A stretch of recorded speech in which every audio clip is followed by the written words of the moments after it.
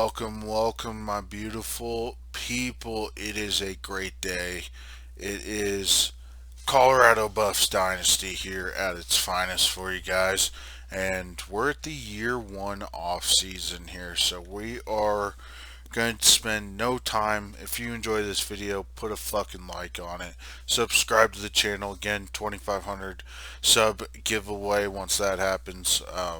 So yeah, share the channel and let's get into it. So, Brett Venables staying at Oklahoma. Lincoln Riley staying at SC. Cristobal staying at Miami. Freeman staying there. Kelly staying there. Napier staying at Florida. Lanning staying at Oregon. Um, I'm just going to kind of click through here as Cal will be the first one hiring, and they're going to hire Luke Fickell from Cincinnati. So, interesting hire for Cal. We will now have to go up against Luke Fickell whenever we play Cal during the Pac-12. So, as Oregon State's offensive coordinator will take over the Cincinnati program. Um, Stoops was fired. Virginia Tech goes Jim Knowles. Mizzou hires Kevin Wilson, OC from Ohio State. You got Bill O'Brien going to his alma mater, Boston College, so we'll see how that one pans out. Tyson Helton from Western Kentucky going to Illinois Navy, sticking with their guy. Jeff Tedford staying at Fresno. Again, it's so far so good. Kane Womack leaving South Alabama for his alma mater, Southern Miss. Interesting decision by Kane there, but nonetheless, I think it'll pan out for him. So Tim Albin will take over at South Alabama. SMU keeping their guy, same with Louisiana and Troy. And we are getting an offer. We're staying with our contract, so there's no worries there. We are Buffs. This is Buffs Dynasty. We ain't fucking leaving anywhere. Not anytime soon, at least. Sean Elliott will take that job as he'll leave the Georgia State Panthers, and then Pete Golding taking over at Georgia State, the Alabama DC. So, Josh Gaddis getting the job at Hawaii. Interesting.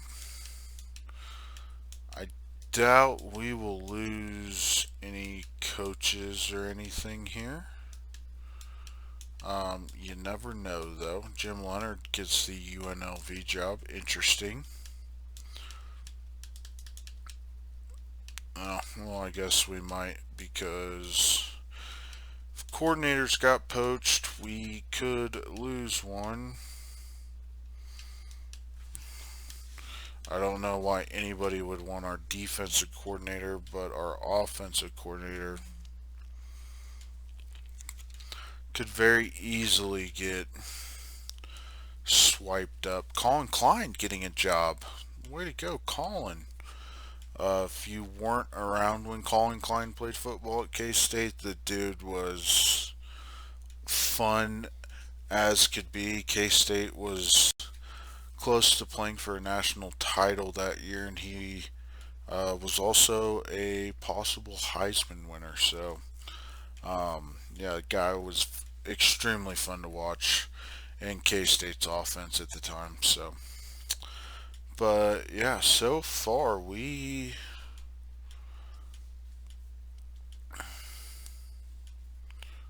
I saw our offensive coordinator pop up.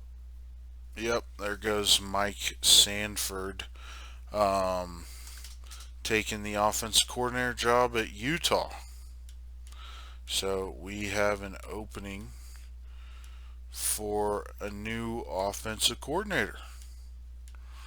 Alrighty, who are we gonna hire? Alright, so our top three options, or top candidates, is Nick Holes from UNLV, Jeff Hecklinski from San Diego State, and Eli Drinkwitz from Mizzou. As we'll take Nick Holes, the OC from UNLV. He's from Colorado, so fantastic. Love the fact that we're hiring a guy from our guy that went to Colorado. Hopefully, played in the '90s and can help restore the pride of this program that we're trying to get after. So, hopefully, he will be a huge step up for us in the right direction as we kind of trying to grow this thing, man. So, with that, you guys kind of got a gist of the coaching changes. The biggest one again is Luke Fickle coming to the Pac-12. Um, we get a new offensive coordinator, but other than that, things stayed mostly the same. Drinkwitz is going to be the OC at Stanford. I don't like the sound of that.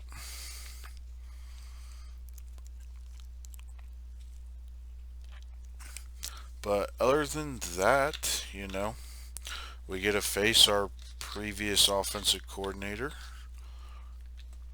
So that'll be fun. But yeah, not terribly too much coaching turnover in the Pac-12 this season, which is nice. So, but with that, we are at the players leaving stage. So we're going to bring up our nice little tool here and load in our file and see who's leaving our program.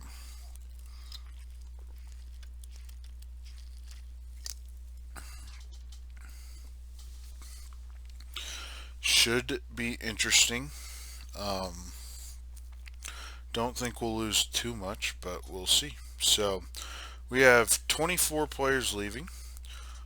Five actually entering the draft. Nobody's transferring out, so that's good. But we don't have any early entrants. So with that, we got R.J. Sneed, who's a projected fourth round guy. Isaiah Lewis, projected seventh round. Jalen Sami sixth. Terrence Lang in the seventh, as well as Robert Barnes in the seventh.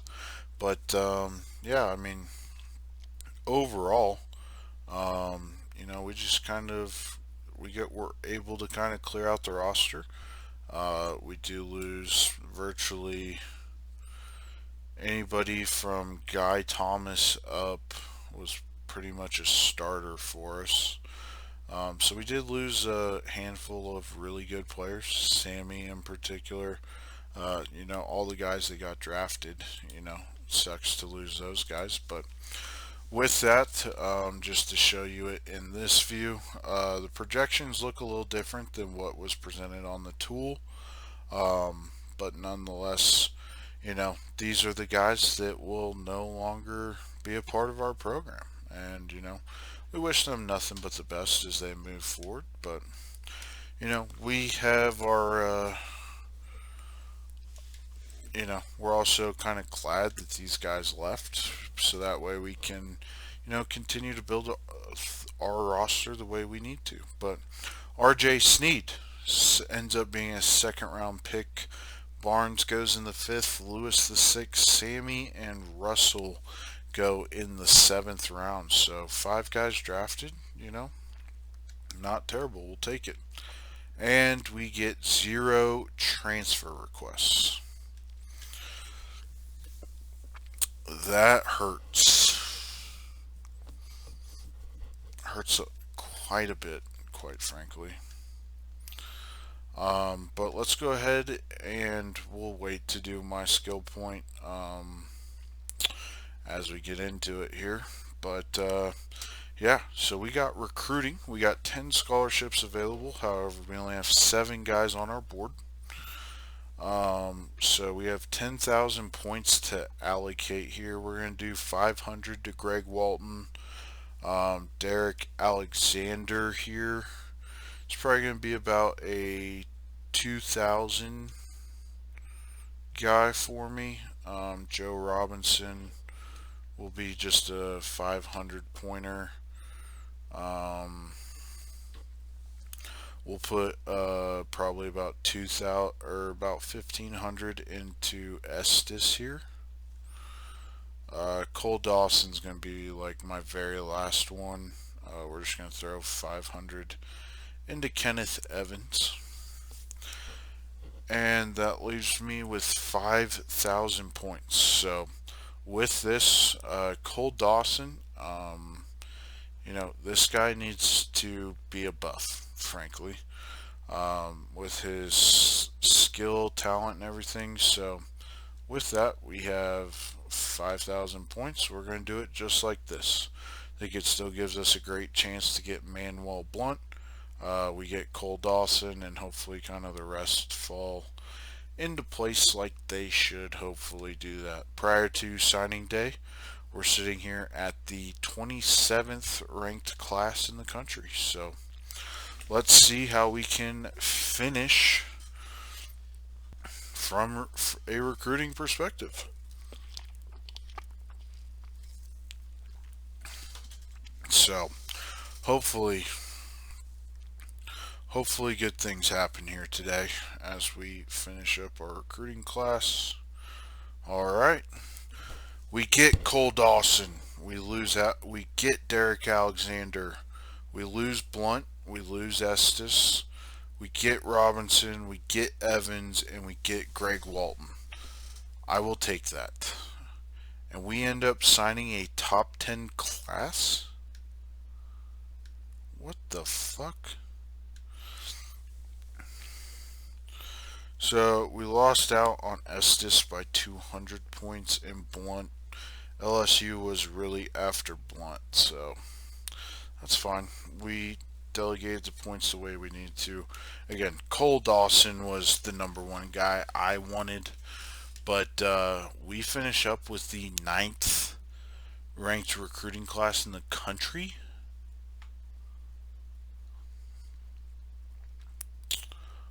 We'll take that all fucking day, baby. I mean, I did not expect to finish that high, but I'm happy as shit that we did. Alright, let's get into position changes. As you can see, our recruiting class, they're no joke. They're here and they're ready to play. So, but with that quarterback position, we're not moving anybody there. Gonna be a quarterback battle to start the year. We get Tyrone Moses, stud. He's going to compete with Brendan Lewis straight up. We're not going to dick around with it, and we're going to give him an opportunity to go win the job. Ross Osborne, most likely going to get cut if I can. But Trey House is going to be our starting running back straight from the get-go. Cole Dawson's our number one wide receiver right now. George Fox was signed for us. Good player. Glad we got him. 90 speed. Looks really good. Got size, speed. Love to see it. As well as we got, our size and speed that we recruited down here as well. So, the receivers, at least, we got to continue to progress there. But, we're on the right track. Tight ends, Faria's got to get a lot better. Olsen's a fairly good player, but we add Greg Walton to that room, so that's good. Looking at our offensive line, now this is where things will get interesting. We lost a lot. So, we're going to keep Wiley as our... hold that thought, actually. Dykes is going to automatically kick into guard and be a...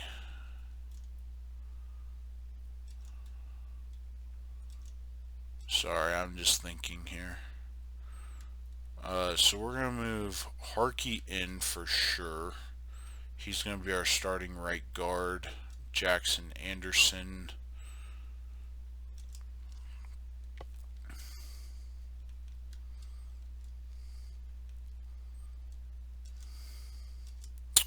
Sorry, I'm trying to work this out. Our center position's okay. If we moved Harkey there, Lewis Harrison's good to start. Just worried about our left guard position right now because I don't love our options there. Yeah, we're gonna kick Wiley inside. We're gonna move Amaya over to the right side, and then we're gonna kick Anderson out to right tackle. So our two deep will look like Gerald C. Lichtenhand, who's 6'10", 325, big mauler. Wanted to get him starting. Then he'll be followed by John Barrow, our recruit two-star tackle that's got some potential. Jake Wiley's going to kick inside to guard. I think it's more of a natural fit for him, with Mario Dykes backing him up. Centers remain untouched with Austin Johnson, Noah Fensky. Harkey will kick in from right tackle, look to be a starter there, with Edgar Amaya being his backup. Then we got Lewis Harrison, who's going to start at right tackle, most likely for us.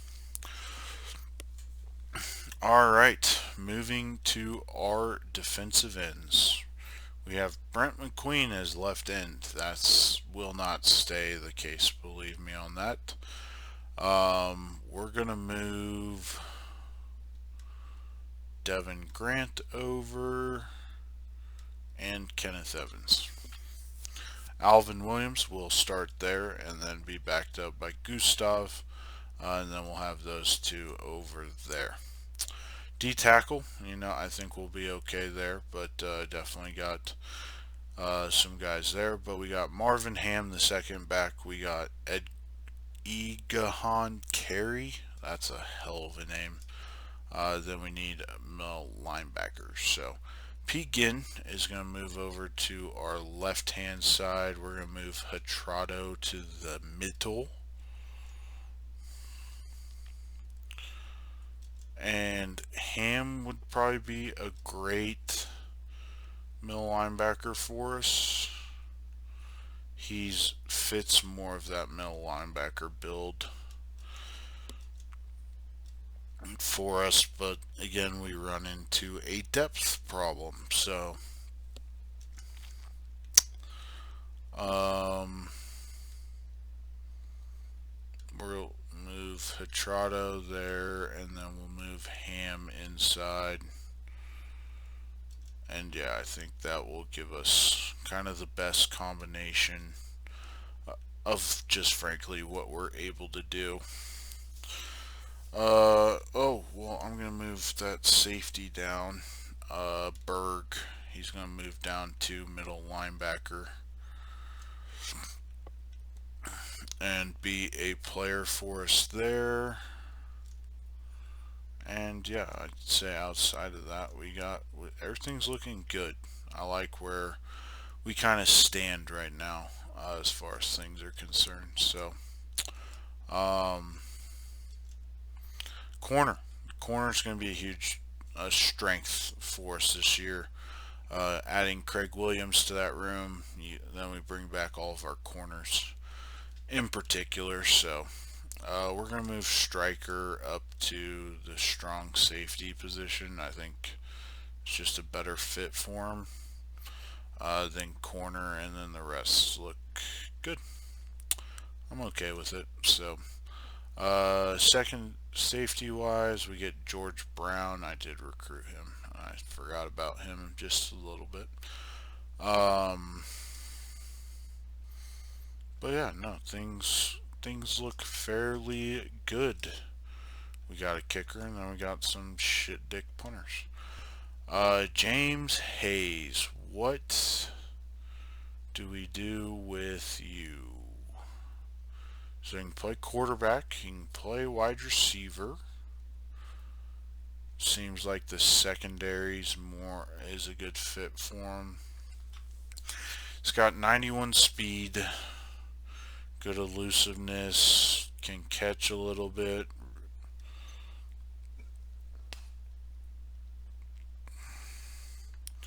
Yeah, to me, he's definitely more of like a secondary player.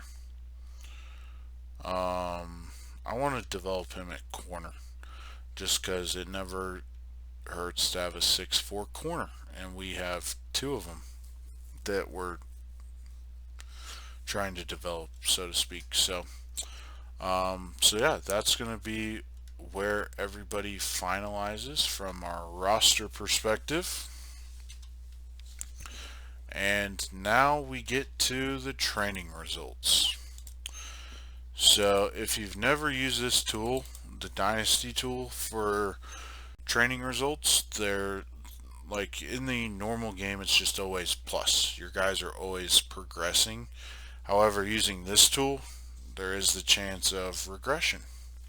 And each player's kind of given like a quote unquote hidden development trait, if you will, when it comes to progressing, if you're familiar with Madden's system.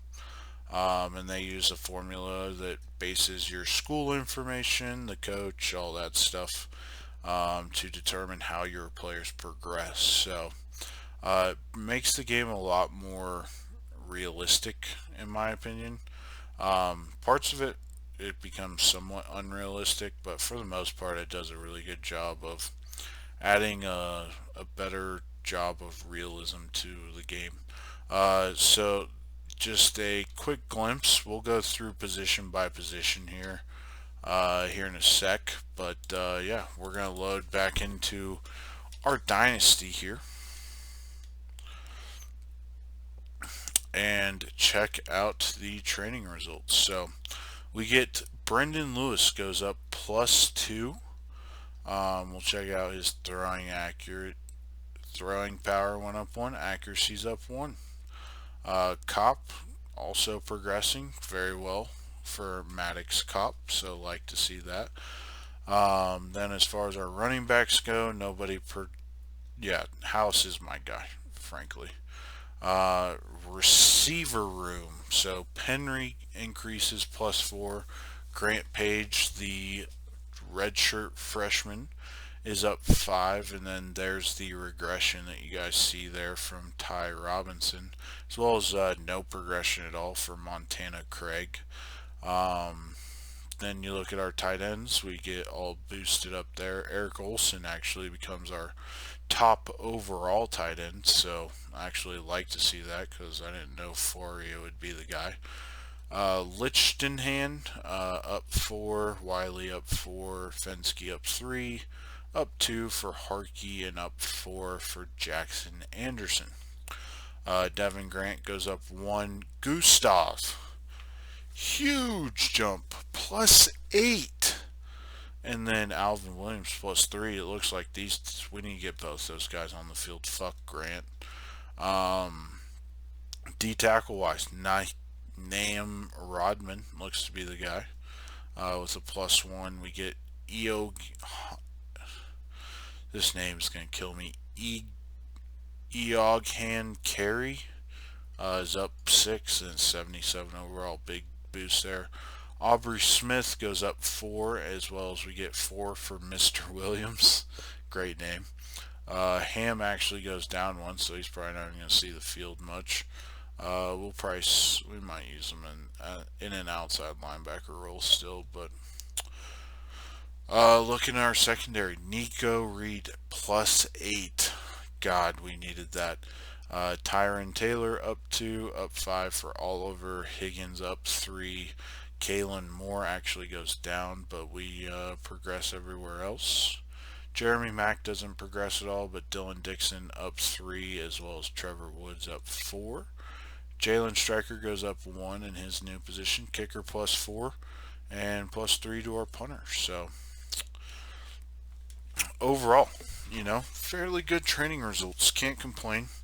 Got some huge upgrades that I felt we needed. So with where we're at, I do want to make some cuts because I don't want roster spots held up by guys that have zero business being on my roster. Because I can easily recruit to fill those spots, and especially with kind of the outlook of our team right now, it does look, fairly young. So having those, just open roster spots allows me to kind of fill our recruiting classes to its fullest, even with guys leaving the program. So, but with that, yeah, we'll leave the roster at 64 there. And then we will go to custom conferences. So, for this next season, we are actually going to leave all the conferences the exact same. I'm just going to go reset and redo my skill trees. So, as far as skill trees go for Drew Tomo, we're going to leave it the exact same. This is exactly how I want it. With our level upgrade,